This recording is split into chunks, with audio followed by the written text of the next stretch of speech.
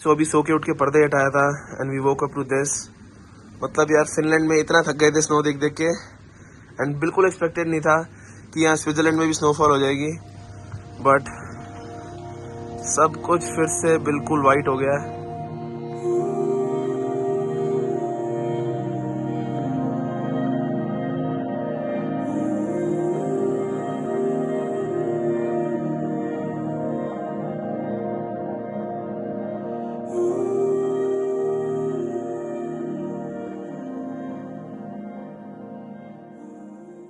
What's up guys and welcome back to another vlog.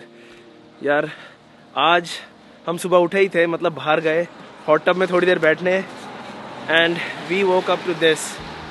Weather देखो यार, मतलब Finland में इतना थक गए थे स्नो देख देख के, तो बिल्कुल एक्सपेक्ट नहीं किया था कि स्विट्जरलैंड में स्नोफॉल हो जाएगी, बट किस्मत ने ज़्यादा साथ दिया नहीं एंड सब कुछ स्नो में कवर्ड हो गया। कल सब कुछ बिल्कुल ग्रीन था एंड आज टोटली कवर्ड है।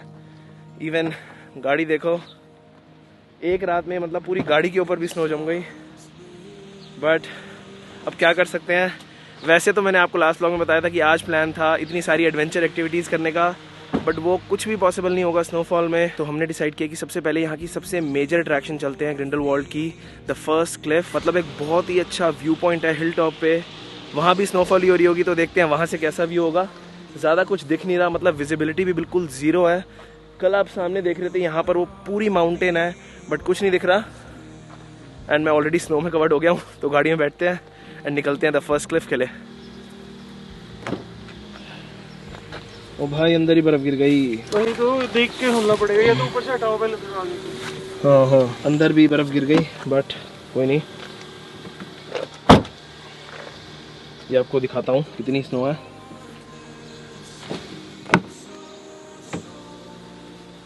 आज तो सोचा था कि बढ़िया गाड़ी से सीनिक व्यूज एंजॉय करेंगे। मतलब पहले बहुत शौक था यार स्नोफॉल का, बट अब पिछले 3-4 महीने में इतनी बर्फ देख ली कि अब यार कोई मज़ा नहीं है। सब कुछ वाइट ही दिखता है, कुछ भी अलग कलरफुल नहीं दिखता, जो इतनी ब्यूटी है स्विट्जरलैंड की।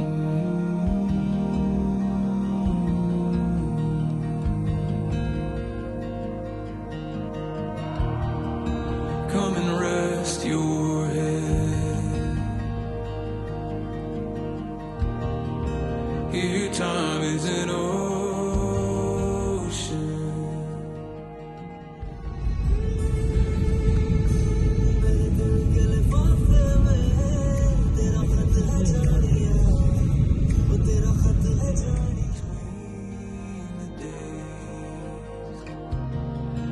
And you'll see the light,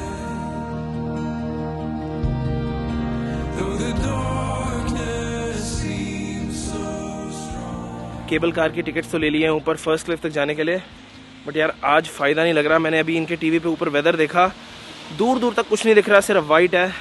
तो टिकट हमने खरीद लिए हैं, बट ये वैलिड है कल तक के लिए, तो आज तो हम नहीं जाएंगे क्योंकि कल सनी वेदर दिखा रहा है। आज कोई ऊपर एक्टिविटी भी नहीं हो रही, तो उसका कोई फ़ायदा नहीं है। आज हमने सोचा कि इंटरलाकन घुमाते हैं। यहाँ ग्रिंडलवाल्ड के पास जो सबसे मेन सिटी है वो इंटरलाकन ही है। इंटरलाकन इसलिए बोलते हैं क्योंकि वो सिटी बिल्कुल 2 लेक के बीच में है, लेक ब्रियंस एंड लेक थान। तो थोड़ा बहुत वहीं चलते हैं, वहाँ घूमते हैं। हो सकता है एडवेंचर एक्टिविटीज इंटरलाकन में हो रही होगी। देख के लास्ट टाइम मैंने इंटरलाकन में की थी। लास्ट टाइम तो इंटरलाकन में की थी पॉसिबल है, बट वेदर बहुत अच्छा था ना यार। हाँ। समझ थी। तो ये ऋषभ ने अच्छा आइडिया दिया कि आज वो DDLJ वाली लोकेशंस घुमाते हैं। और मैं बताता हूँ एक और चीज क्या करते हैं। क्या? हम लेते हो टॉय ट्रेन, ठीक जो है। भी टॉय ट्रेन कहीं भी जा रही होगी, ठीक है, एक रूट में बैठते हैं, टॉय ट्रेन में घूम के आते हैं। चलिए ये भी सही है। एंड हमारा एक और प्लान था यहाँ पर स्विट्जरलैंड की सबसे सीनिक ट्रेन लेने का, ग्लेशियर एक्सप्रेस। अनफॉर्चुनेटली उसकी बुकिंग बहुत एडवांस में करानी पड़ती है एंड हमने कराई नहीं, एंड अब दिखा रहा है कि वो सोल्ड आउट है पूरे हफ्ते के लिए। बट इंटरलाकन में एक टॉय ट्रेन भी चलती है, तो उसकी अवेलेबिलिटी होगी तो वो लेते हैं, क्योंकि इस वेदर में हमारे पास वैसे भी ज़्यादा ऑप्शन है नहीं। और उसके बाद थाई खाना आज था भाई, इंटरलाकन में खाएंगे। हाँ, जो पहले खाया था ना। एंड ऋषभ जुगाड़ से स्नो क्लियर कर रहा है, क्योंकि यहाँ फाइन हो जाता है। हाँ, लीगली आप ऐसे गाड़ी चला नहीं सकते इतनी स्नो के साथ, क्योंकि बाय चांस अगर ये स्नो निकल के किसी की गाड़ी पे लग जाए पीछे, तो बहुत बड़ा फाइन है उसका। पर एक चीज देखो, सबसे बढ़िया बात ये है आज ठंड नहीं है। ठंड नहीं है ना, इतनी पत्ती से जैकेट में घूम रहे इतनी स्नो में भी, तो कम से कम ये तो बढ़िया चीज है। फिनलैंड में तो दोनों था ना भाई, वहाँ तो कितने कपड़े पहन लो कम थे। हाँ, तो हाँ यार, टेम्परेचर अराउंड प्लस में ही है, बट ये है कि स्नोफॉल बहुत तेज़ है क्योंकि माउंटेन रीजन है ना।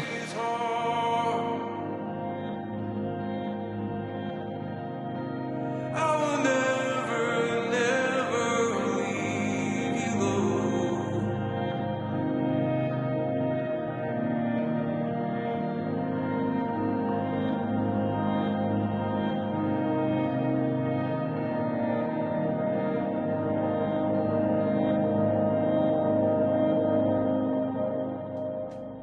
So guys, before we reach Interlaken, let me quickly tell you about today's sponsor, epidemicsound.com. अगर आप मेरे चैनल काफ़ी टाइम से फॉलो कर रहे हो या फिर रेगुलरली देखते हो तो आपको पता होगा that all of the music in my videos comes from epidemicsound.com. Since day one मैं उनका music use कर रहा हूँ and they are literally the best in the game when it comes to royalty free music. So guys, अगर आपका बहुत time से मन था Epidemic Sound की सब्सक्रिप्शन लेने का तो I guess this will be the best time for you because right now you'll get 50% discount on annual subscription. अगर आप एक साल वाला प्लान चूज करते हो which is already very affordable, you'll get 50% discount with my code ishan50. So guys, link मैंने description में डाल दिया है and एक और चीज़ मैं आपको बता देता हूँ, इवन अगर आप ये एक साल वाला प्लान लेते हो you still have 1 month free trial जिसमें आप इनका म्यूजिक टेस्ट कर सकते हो. You can download as much music as you want and अगर आप इस 30 days के विदिन अपनी सब्सक्रिप्शन कैंसिल भी करते हो you will still not be charge. So guys, it's a win win, so don't forget to check them out and thank you epidemic sound for sponsoring this video. And now let's move back to exploring Interlaken. Interlaken पहुंच गए हैं, street parking भी मिल गई. देख के आते हैं parking का क्या हिसाब है यहाँ पे. ये मैं इसमें लगाता हूँ. हाँ, स्पॉट नंबर 10 है ना. तो यहाँ ये स्ट्रीट पार्किंग में ऐसे स्पॉट लिखे होते हैं. इतनी सारी कंट्रीज़ में ये प्रॉब्लम आती है कि सिक्के डलते हैं एंड कॉइन्स हमारे पास है नहीं, तो ये QR कोड स्कैन करके देखते हैं.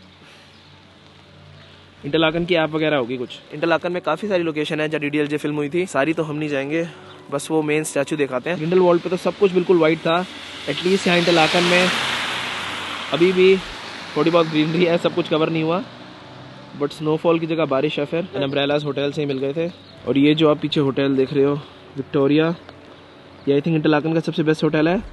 इसमें हमारा एक नाइट का स्टे है बट अभी हम पक्का नहीं है कि यहाँ रुकेंगे नहीं रुकेंगे क्योंकि हमारा लुसेन जाने का भी प्लान है. तो अगर रुकेंगे तो आपको एक्सपीरियंस दिखाऊंगा यहाँ का भी. पार्किंग के लिए ऐप डाउनलोड करनी पड़ी बट फाइनली हो गई है. यहाँ पर पार्किंग है अराउंड 2.5 CHF मतलब 2.5 यूरो पर आवर की, तो 200-220 रुपये पर घंटा. काफ़ी एक्सपेंसिव है बट स्विट्ज़रलैंड में यार सारी चीज़ें एक्सपेंसिव है. आप कुछ भी करो तो यहाँ के हिसाब से इन लोगों के लिए तो बिल्कुल नॉर्मल ही है. एंड अब स्टैचू की तरफ वॉक करते हुए चलते हैं.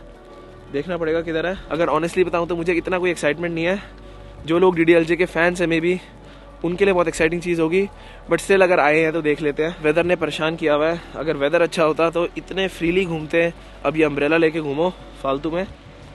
यार लेफ्ट में देख कितना अच्छा लग रहा है यार. लेफ्ट में वो माउंटेन इतनी अच्छी लग रही है. इतना अच्छा कॉन्ट्रास्ट है, पहले ग्रीन फिर ऑरेंज फिर वाइट, क्योंकि ऊपर सारी माउंटेन पे बर्फ है एंड नीचे आते आते इतनी नहीं है. यहाँ स्विट्जरलैंड में भी हूटर्स है. तू गया कभी हूटर्स? मैं भी थाईलैंड में गया था, बैंकॉक में गया था यार. हूटर्स बहुत फेमस रेस्टोरेंट है, अमेरिकन रेस्टोरेंट. मैं आपको एक और कॉन्सेप्ट बताता हूँ. यहाँ यूरोप में तो आपको जगह जगह ऐसे ये लाइब्रेरी टाइप मिलेंगी बुक्स की. इनका कॉन्सेप्ट ये होता है कि आप कोई भी बुक लेके जा सकते हो, बस इन रिटर्न आपको एक बुक छोड़नी है. बट बहुत लोग वैसे ही ले जाते हैं, उसकी भी कोई प्रॉब्लम नहीं है. आप भी ले लो एक आध बुक. यार सारी जर्मन में है वरना ले लेता. इंग्लिश भी है, वो पढ़ने वाले बनो. शौक नहीं है ना बुक पढ़ने का, तो आप कोई भी बुक लेके जा सकते हैं जो भी आपका मन करे. एंड इन रिटर्न बस एक बुक आप अपनी छोड़ दो. सिर्फ स्विट्जरलैंड में नहीं, बहुत सारी यूरोपियन कंट्रीज में, इवन पोलैंड में भी. लंदन की याद आ गई इसे देख के? नहीं, मत याद दिलाओ.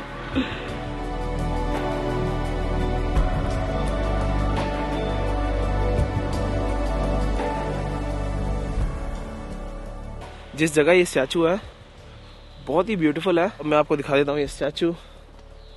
तो this is the statue of Yashraj Chopra, ambassador of Interlaken. उन्होंने पूरा लिखा हुआ है उनके बारे में. एंड ये है वो पूरा पार्क.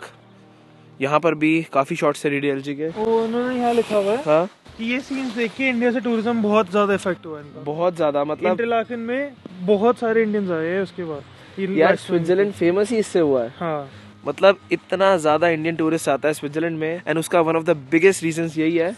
तभी उन्होंने मेंशन किया हुआ है, उनको प्रॉपर एम्बेसडर ऑफ इंटरलाकन लिखा हुआ है. क्योंकि अगर आप किसी भी जर्मन या फिर फ्रेंच बंदे से बात करोगे जो मतलब सबसे ज्यादा उन्हीं का टूरिज्म है यहाँ स्विट्जरलैंड में, उनको ज्यादा पता भी नहीं होता इंटरलाकन के बारे में. एंड हम इंडियंस के लिए ये नंबर 1 डेस्टिनेशन होती है स्विट्जरलैंड में. from voices of the ones who cared.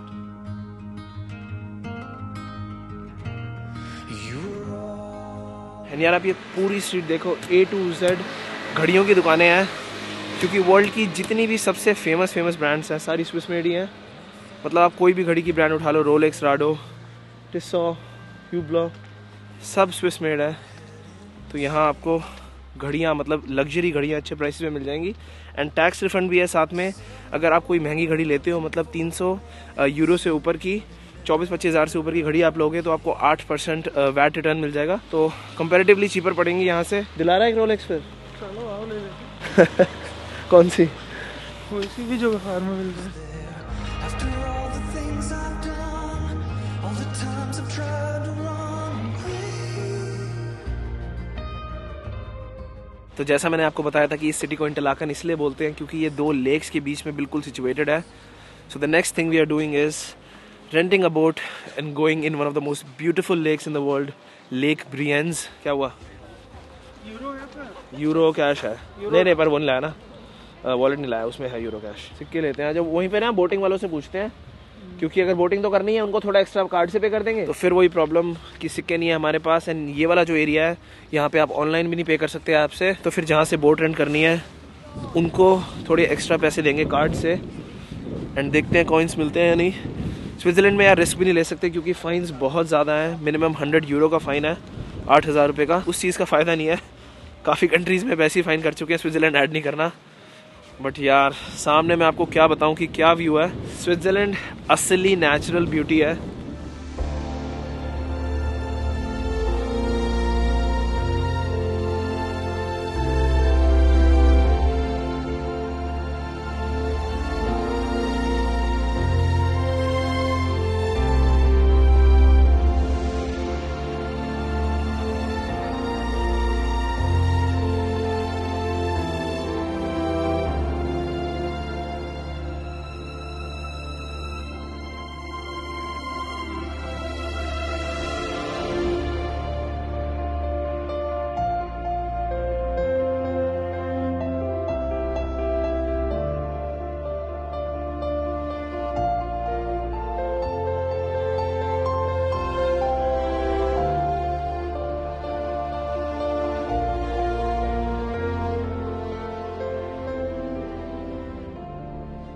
अब आए हैं हम लंच करने लिटिल थाई रेस्टोरेंट।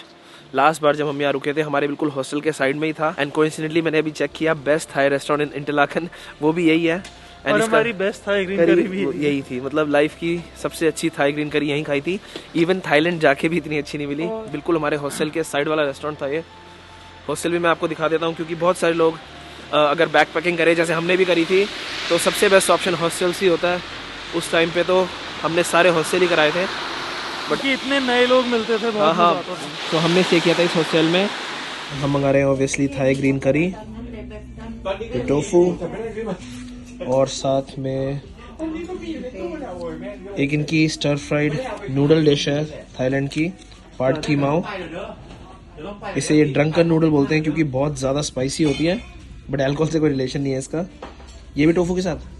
ये वेजिटेरियन मंगा लेते हैं। वेजिटेरियन टोफू एक ही बात है, वेजिटेरियन टोफू। हाँ टोफू हाँ एक ही बात। अच्छा मतलब टोफू ऐड ऑन है। टोफू ऐड ऑन है, वेजिटेरियन दोनों। This is the noodle dish. ये काफ़ी स्पाइसी होनी चाहिए। एंड राइस ग्रीन करी के साथ खाने के लिए। एंड ये यहाँ पर बहुत ज़्यादा चलती है ग्रीन टी या फिर वाइट टी, एरिज़ोना।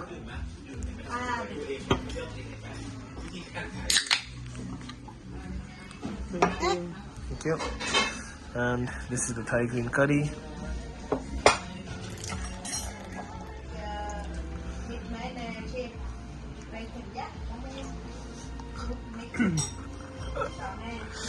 यार भाई स्विट्जरलैंड में आओ तो ये ज़रूर खाना। 100% वेजिटेरियन है।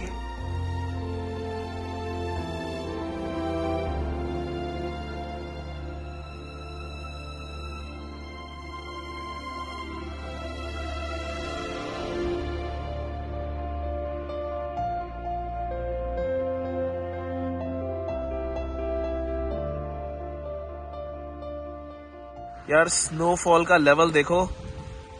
फिनलैंड में इतनी ज़्यादा स्नो देखी थी बट लाइव स्नोफॉल इससे ज़्यादा नहीं देखी।